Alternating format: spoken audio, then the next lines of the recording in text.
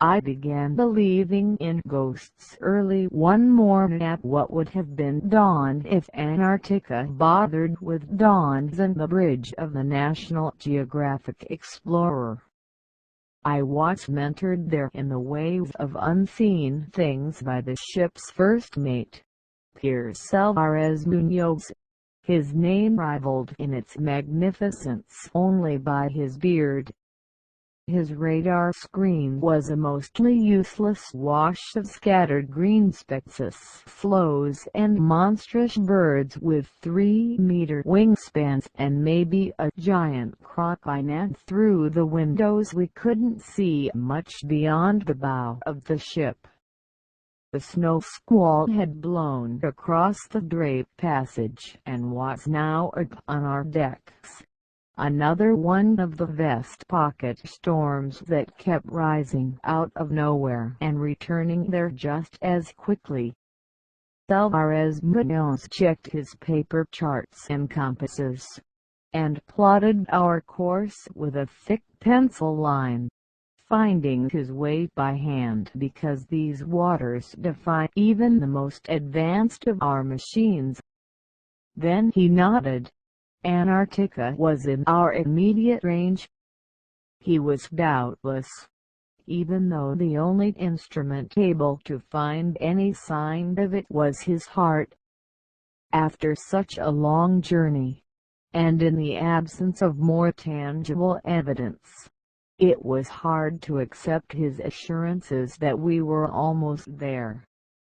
My 140 fellow passengers had funneled to this featureless patch of ocean from across the better-known world, every last one of us having originated somewhere due north.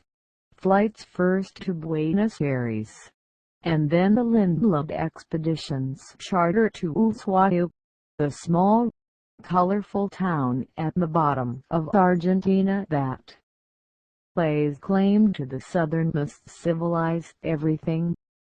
Then we had boarded the Explorer and nosed through the shimmering Beagle Channel. To our left the mountains of Argentina, to our right the slightly more dramatic mountains of Chile.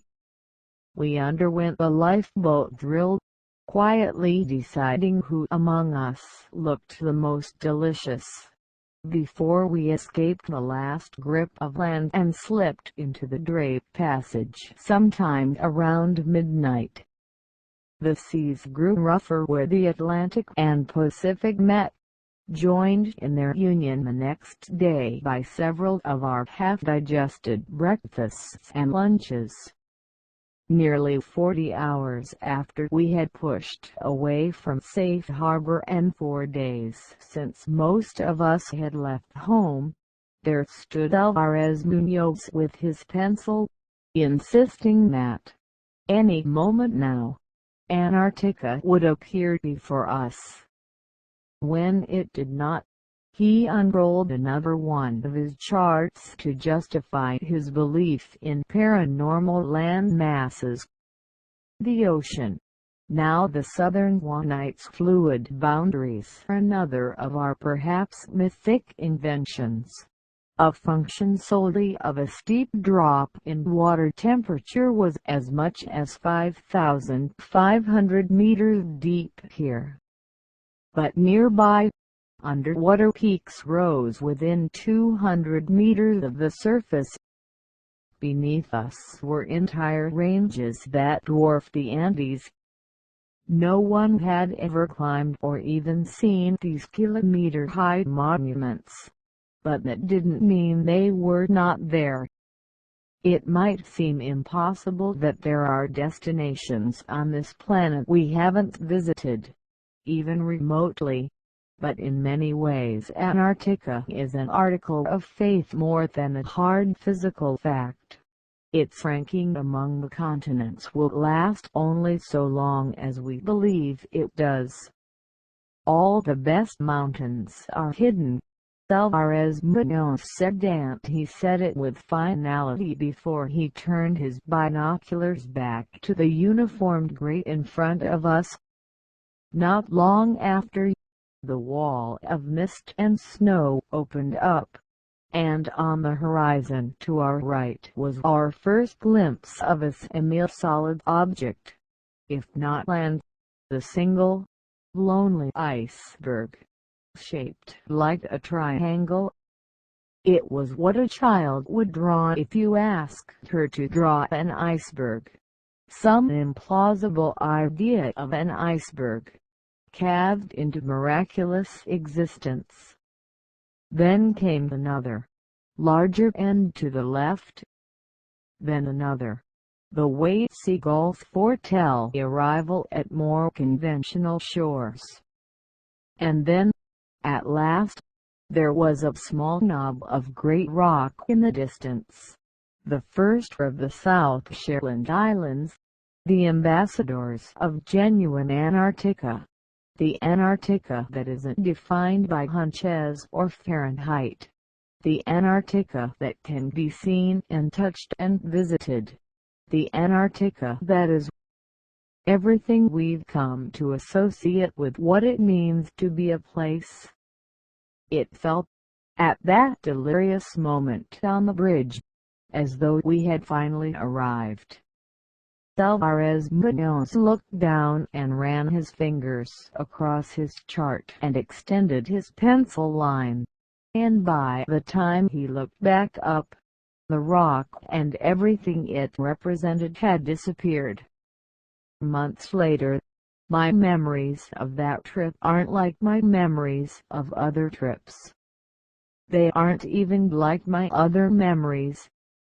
There are no call hours, no tall buildings, no roads or signs or music, no snapshots of indigenous faces, none of the usual time stamps given to us by day and night. There was always light, the sun setting spectacularly before changing its mind at the last moment and rising again. True darkness, just one more of Antarctica's vast repertoire of apparitions. When I close my eyes, there are only shadows and blurs, 100 shades of blue and white, snow and ice, sleeplessness and awe. I don't really remember specific locations, and I can't say I've fully remembered moments, even. I remember the goose flesh and lumps in my throat. One afternoon during our voyage, the itinerary was vague. Expedition Day in the Weddell Sea.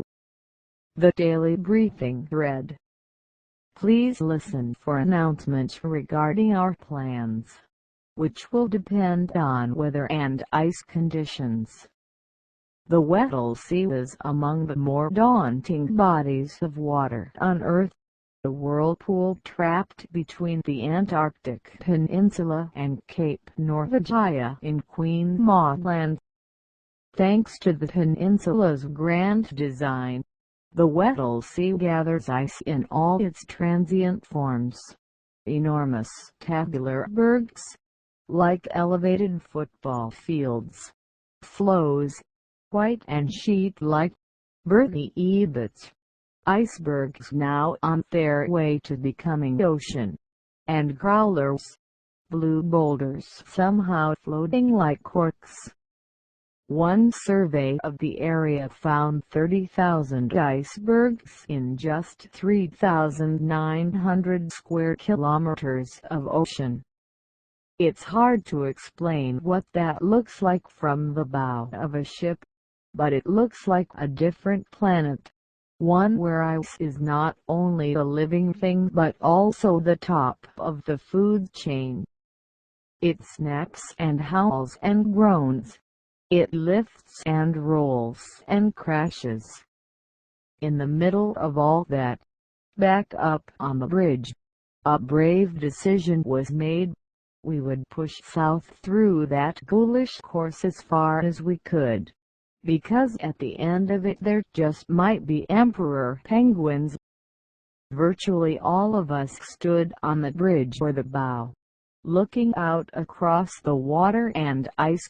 as though the force of our collective will could make everything fall into place. Soon, 6 orcas popped up beside us, their dorsal fins cutting through the chop, and then one dived under the ship, from starboard to port, turning upside down to show off the white of its undercarriage through a few centimeters of sea. Today, when I remember that killer whale, I remember my own stomach flip, the vertigo that came from looking down at the belly of a beast. Then fog and snow rolled in. On we went, driven by our now steadfast faith in Banshee rocks and pencils. Icebergs loomed out from behind the drapes that had been pulled around us. The explorer passed over a bergy bit that shuddered down the hull of the ship. Everything was silver and spooky until the storm blew out and we found open water again. Now we were really steaming toward Snow Hill Island and the fast ice that surrounded it. A clean edge appeared in the distance, an unbroken sheet of ice as white as a plane, white against the black of the sea in front of it, and through binoculars we could see some small dots on it. A murmur went up.